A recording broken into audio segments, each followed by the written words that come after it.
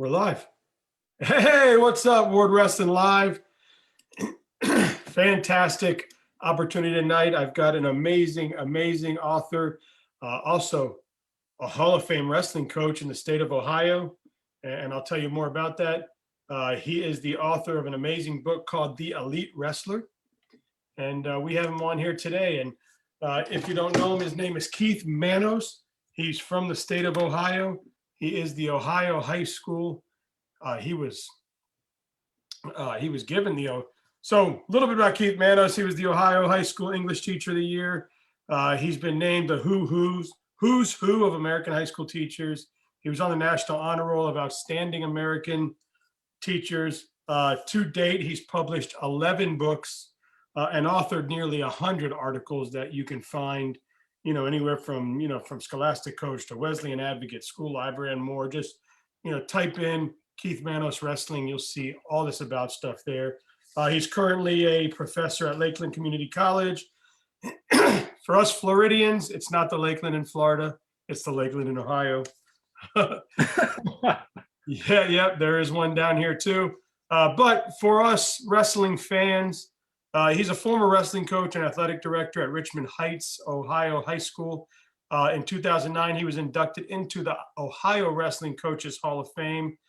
He was named the Ohio Wrestling Coach of the Year in 1988.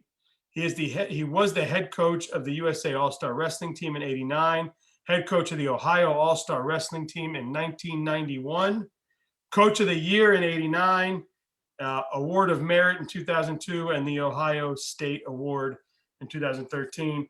There's a lot of other stuff he did. You can look it up at Keith Manos on Google. Many books. It's an honor to have him here today, and that's a lot of good stuff, right? Welcome. Thank you. I'm looking forward to this interview here and talking about wrestling. Yeah, and I couldn't memorize all that, so I had to print it out and highlight it. But man, there's so much more here about this gentleman. Look him up. There's so many good books, so many good articles, not just about wrestling, but about life. So, anywhere from, English, life, Scholastic. I mean, there's just a whole bunch of stuff. And he just finished publishing his debut novel about 5 years ago. And pretty cool. My Last Year in Life. It obviously was not your last year in 2015. That's thankful for that. Because you're here with us. My last year of life in school. In school. There we go. Man, so my last year of life in school. Yeah, man. So, while I'm sharing you around all these fantastic groups that I share to here, obviously I gave kind of a synopsis of who you are. Is there anything I missed? Well, I'm an English teacher. I retired as an English teacher in 2013 from public school teaching here in Ohio, but I still have been teaching at the college level, as you just mentioned about Lakeland Community College. I do other writing work, freelance articles, and a lot of my articles have been published in Wrestling USA. I don't know if you our listeners get Wrestling USA magazine, but I've been enjoying getting published in that pretty regularly. Articles. In fact, sometimes I'll do excerpts from my books, which will appear in the magazine to give people an idea like what's in the book. Oh, very cool. Very cool. Yeah. I mean, listen, I went through all this stuff. You've got so many books, so many great articles. I mean, so many great endorsements. And I know that, we want to get into your journey and everything a little bit, and your first wrestling book you wrote in '95, and how important you believe it is for not coaches to be mentored, coaches to be mentors, that you mentioned. And that's really big. But, the elite wrestler, you said here that this is for coaches who currently train elite wrestlers who want to transform average wrestlers to good wrestlers to great, and great wrestlers into elite competitors. Not just that, to guide parents and guardians of wrestlers to support their sons and daughters on the mat. Expand on that. Well, back in the day, that's what I like to say sometimes, Dan, but back in the day when I was coaching, I used to work wrestling camps all during the summer.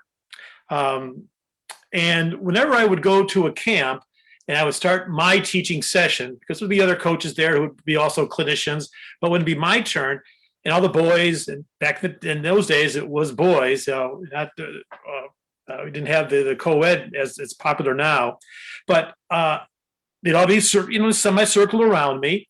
And I'd always begin, I'd say, hey, before we get started in teaching a single leg or a double leg or whatever it might be, some technique here, let me ask you guys a question.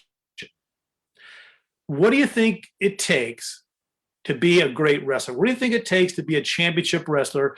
What do all the championship successful wrestlers have in common? So I'd hear things like, well, they work hard, or they persevere, they are mentally tough, they're strong, and I would, as we would brainstorm this in just like a couple of minutes, I'd hear all these wonderful characteristics. Now, I did that for years and years. Only once did one young man say, they have to be talented. And so when they would all get done with the brainstorming session, I'd say, guys, all those things you mentioned, work hard, get strong, stay focused, set goals.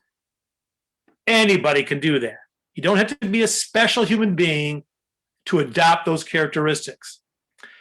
And so that stayed with me.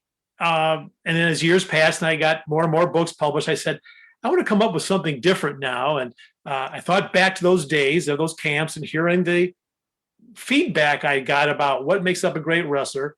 And then I thought about the wrestlers I had coached and the wrestlers I had seen, oftentimes at the college level. And I began to decide, okay, let's narrow this down. And so I came up with 14 characteristics. Now at the high school level, there's 14 weight classes. So I came up with 14 characteristics to write the elite wrestler. Man, so cool. And it's it's an easy read, a little over 90 pages.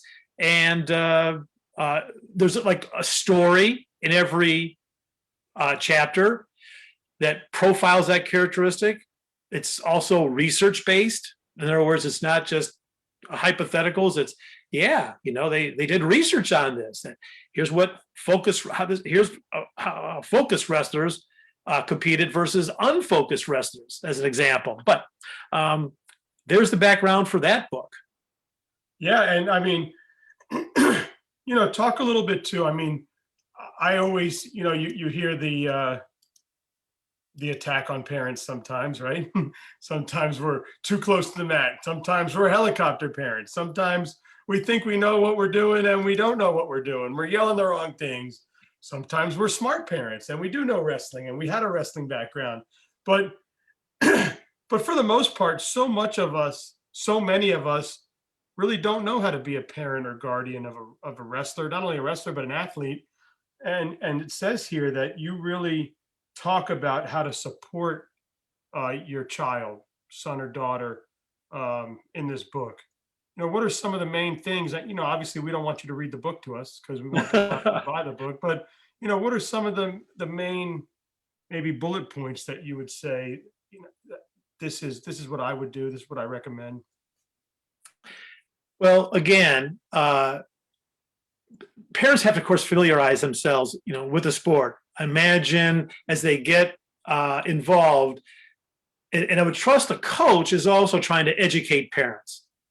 Whoever's coaching their child, I would hope that person is educating them about, here's how we train. Most parents have a good idea about how football players train or how baseball players train, but probably very unfamiliar with how wrestlers train.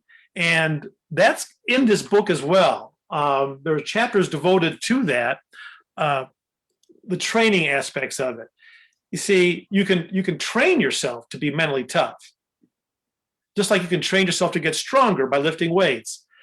And I think parents need to be educated in that respect, and how some wrestlers how they prepare for matches, it's going to differ, and parents need to understand that.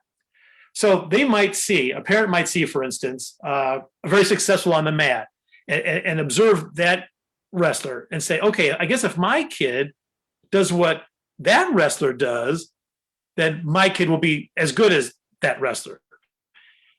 No, people are different. So they have to understand their own child. They have to understand these various elements that go into Now, how about an the elite instant wrestler. gratification that parents sometimes expect, right? Like they expect, I've seen it. Um, and I think initially I thought like, oh, my kid will wrestle for a month. The next thing I know, he'll be winning or whatever. And I didn't understand the process. Obviously, now that I've been through 2.5, 3 years of the process, I understand the process. And as I started going through it and the coaches were educating me on, look, he'll get there. It'll click one day, right? But I see a lot where maybe someone has their son and daughter with Coach A, and in 1 month their son or daughter doesn't become like an All-American. So now the next month they're with Coach B, and in 1 month Coach B doesn't do it either. So now they're with Coach C, and in 1 month Coach C doesn't do it. Is this something that you see a lot, or is it? Would you say, hey, look, steady the boat and stay the course with where you're at and go? Well, that's you've mentioned a lot there, and yes, it is not uncommon for we are an immediate gratification society, not just in wrestling. The thing is very unlikely. Immediate gratification isn't so much a part of the sport. I mean, very few wrestlers. I mean, how many can we count go undefeated? It just happens. It's just so rare, so rare. The act of wrestlers trying to find the coach, or parents trying to find the coach who's going to make my child this great wrestler. Yeah, that's. I think that is also rare. I mean, it does happen at times, and in like Ohio, we have open enrollment where students can transfer from one school to the next as long as it's adjacent. As long as that school has open enrollment. So yes, this does happen where wrestlers do move around. But I'll tell you a little story about this immediate gratification and the parent thing. One of my former wrestlers, when he was in 7th and 8th grade, he was clumsy. He lost matches, and the parents were much more discouraged than he was. And so I went to them, and they were kind of not upset, but they were worried. And I said, look, I'm going to tell you, Steve is going to go to the state wrestling tournament one day. And they went, really? Now he's in 7th, 8th grade. And they went, they were like, Coach, really? I went, I've seen this. You got to trust me here. He's going to go to the state wrestling tournament one day. And sure enough, his junior year of high school, he qualified to the state tournament. Wow. And I remember sitting, and I turned to the parents in the stands, and I went, I told you so. and they did what you just did. They laughed. They were, but they were elated because he had just won the match that qualified him. But so that's oftentimes the conversation the coach also has to have with a parent. Look, you have to trust me here. That he's going to progress. And she. Yeah. Hey, so who's that guy on the front of the cover? Well, this is I don't know who the wrestler who's losing, but I know that is Kyle Snyder, our last Olympic gold medalist. Yeah, he's not bad, huh? Ohio State wrestler. What's that? He's not bad. That's an understatement. Yeah. Well, that's cool. I mean, now I believe he endorsed your book, correct? Well, no, but I did get. This was pretty cool. I did get a message from Jordan Burroughs, who said he was very much interested in my book and was going to read it. And he's not responded to me yet, and I imagine it might be a while. I don't know what his particular situation is now, but I I remember just telling my friends, I go, oh my goodness, I got this.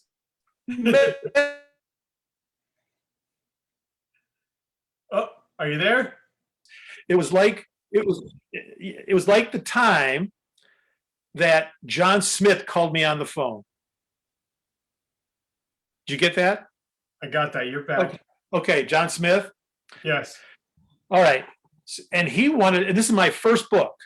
It was published in 95, which has a kind of an interesting publishing story to it. But he called me and said, hey, Keith, I've noticed your book here, and I'd like to use it in my class at Oklahoma State University. I guess he has a wrestling class. And I was like, I thought, oh my goodness, I felt like I was talking to God. Like, oh my goodness, here's one of the best wrestling coaches in the country, and he wants to use my book in his class. I went, sure.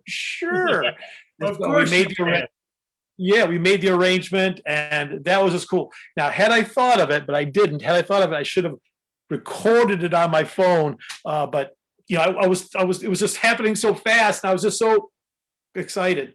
Oh, but you have to tell me. Somebody referred me Lee Kemp. And I was like, great guy, an Ohio wrestler. Wow. Yeah, I'm like, wow. So I have Lee Kemp on. I mean, my heart's beating fast. Here's Lee. Like, I didn't wrestle, but I lived in the 90s and the 80s. I saw Sports Illustrated. Like, you didn't have to be an athlete of any sport to know who this gentleman was, right?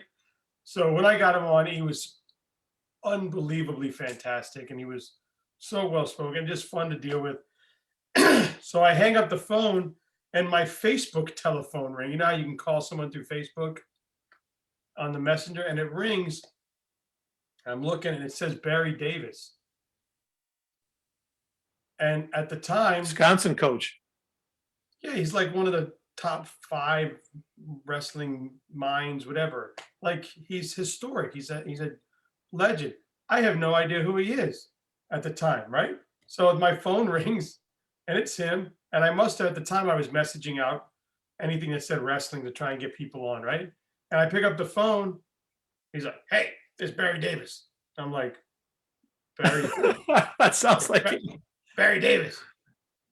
You want me on your show? Like, yeah, but are you a teacher? Are you a coach? Are you a wrestler? You're like, what? I'm like, yeah. He goes, well, you know what? I'll take a look at it. And he hangs up. And I'm like, okay, whatever. I'm still clammed up from Lee Kemp. I'm like, whatever that guy, right? And then I go, let me see who this guy is. And I type in Barry Davis. I'm like, oh shoot, right? I'm like, oh. So I reach out to Mr. Bud Hennenbaugh, who's had a, whatever at NWCA. And I messaged him like, hey man, I think I put my foot in my mouth. Mr. Barry Davis calling me.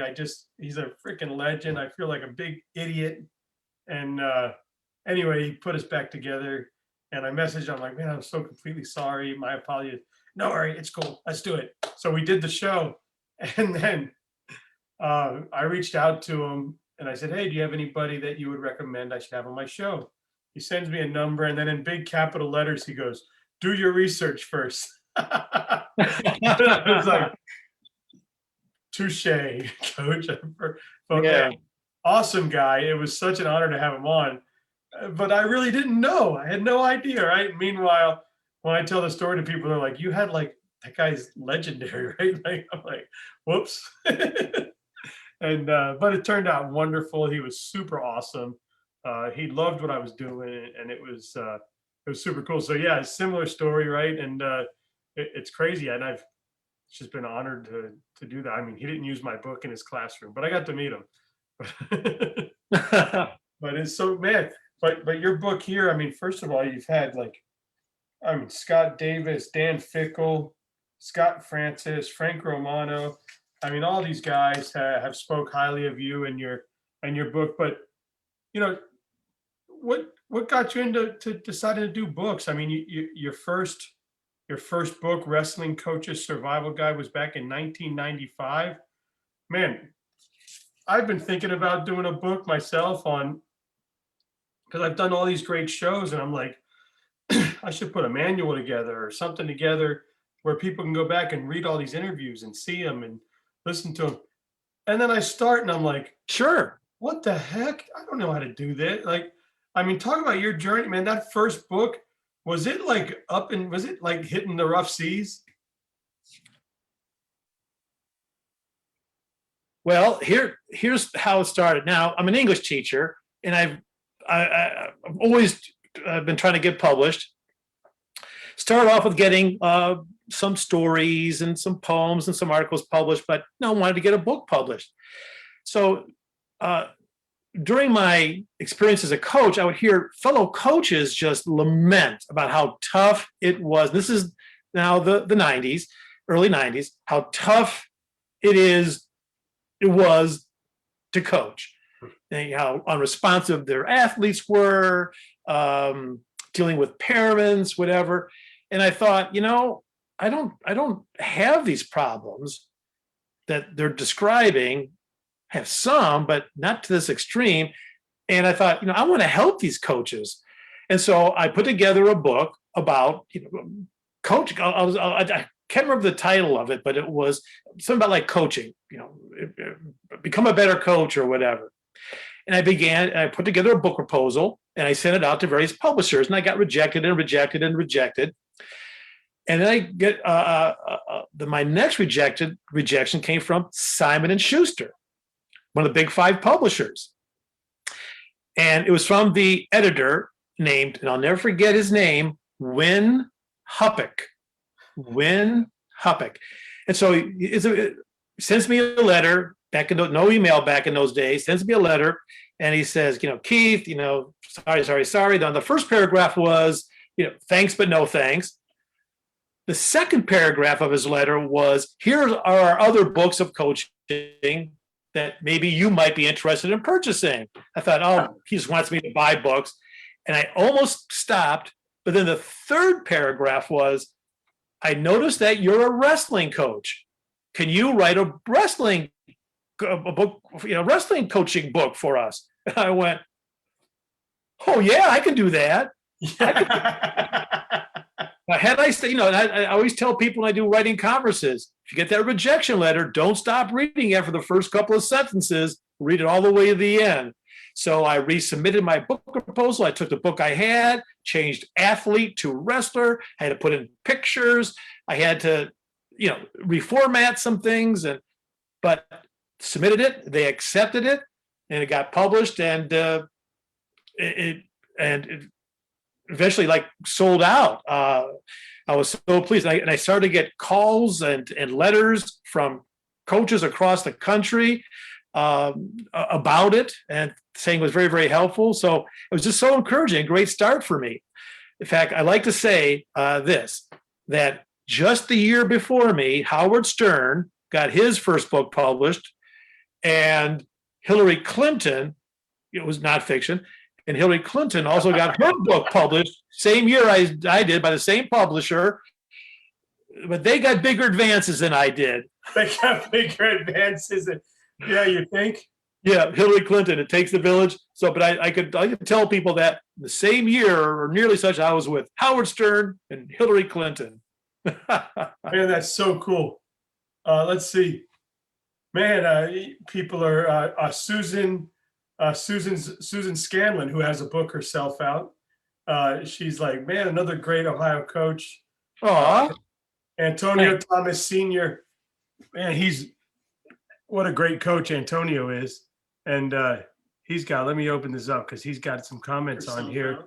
And she's like, man, he said, man, shout out to Daniel Ward.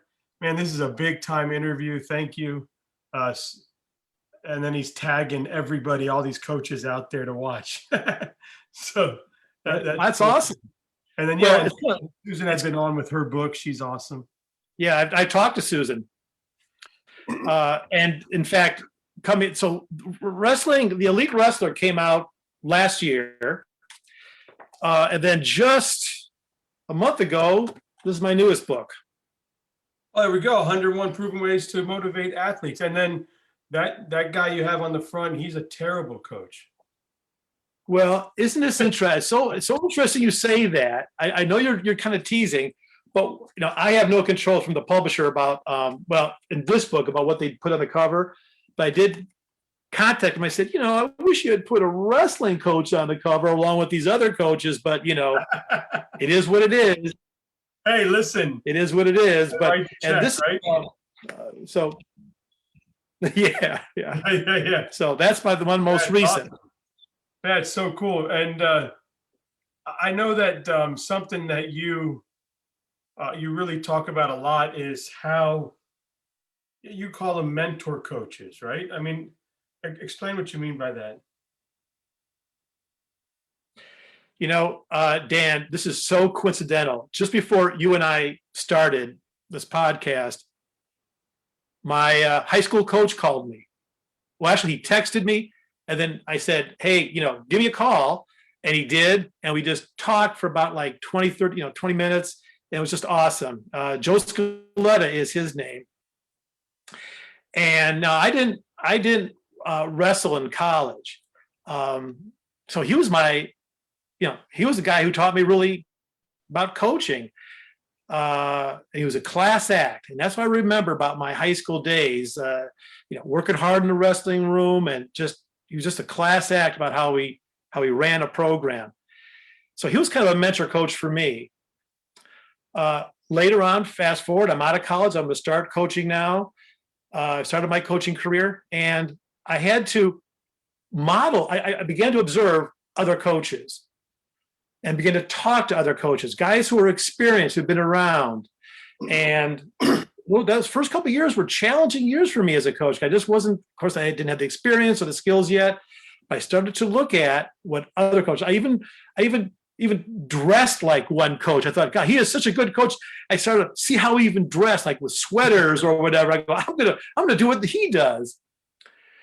And then I went to another school, and I came down from being a head coach to being an assistant coach, and I got mentored then by a guy named Denny Corrigan, who has since passed, but he mentored me. And he taught me, he taught me a phrase. Hey, look, we're coaching. Don't yell. During a match, we're not going to be yellers. We're going to be coach. We're going to coach. Don't yell. Coach. And that resonated with me. When I coached, I wasn't someone who jumped up and down and got real excited and gestured a lot. I wanted my wrestlers to see me as poised, under control. And I got that from Denny Corrigan. And then I switched schools again, and I came to Richmond Heights, as you identified at the beginning. And this time I got mentored I took over a program that had won 4 state titles. Wow. Previous coach. I was only second coach. Now, the key thing is, the previous coach, a man named Mike Paporis, he was Greek. I'm Greek. We're both full-blooded Greeks. That's kind of how we connected. He said, hey, I'd like you to take over the program. I came in, I did. But he was still in the school. He was still a counselor at the school, athletic director. And he would mentor me. Like, it was not unusual, like during the school day, for him to walk down to my classroom, knock on the door. Maybe the kids are taking a test, and he'd want to talk to me about something. And sometimes it was about wrestling, sometimes it was about our families, but nevertheless, he mentored me. And so I had these really great influences on me as a coach. And then later, I found myself mentoring because other, younger coaches. And I thought, God, it's kind of come full circle. Yeah. So I think this happens a lot in the sport of wrestling because we see each other, unlike football or basketball, but we see each other at tournaments, and we all come together, and I think it's really cool. One of the cool things about our sport and how coaches will support each other. So awesome. Jim Mayer just said, Coach Manos is a great guy, knows wrestling, and coached some of the best wrestlers in the state of Ohio. Oh, Jim is a great guy. He's a great guy. He's in Florida. Yeah. Thank you, Jim, man. That's awesome. Thanks for tuning in.